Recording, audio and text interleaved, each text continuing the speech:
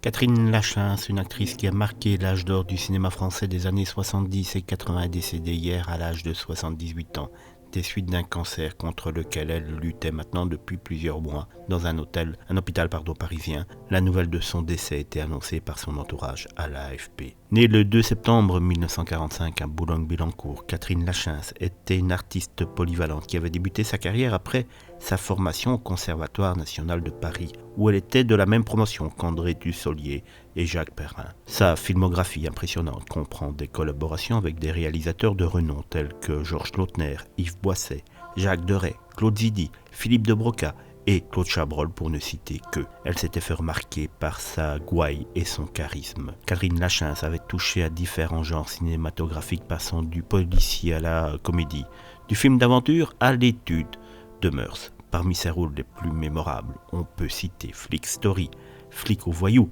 réalisé par Georges Lautner, Je suis timide mais je me soigne, Pierre Richard, Le prix du danger, Le tout bip ou encore Le sang des autres de Claude Chabrol. Catherine Lachance a également connu une carrière assez florissante au théâtre, où elle a alterné entre les classiques et les pièces contemporaines. Elle a joué des rôles variés, du malade imaginaire de Molière au balcon de Jean Genet, en passant par La puce à l'oreille de Georges Feydeau.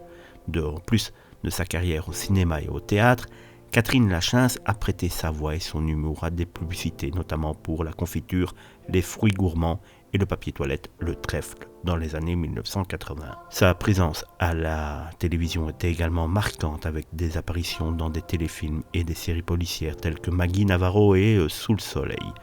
Catherine Lachance laisse derrière elle un héritage artistique riche et varié qui a marqué de nombreuses génération de spectateurs français. Elle manquera à ses collègues et à tous ceux qui ont eu la chance de découvrir son talent au fil des années.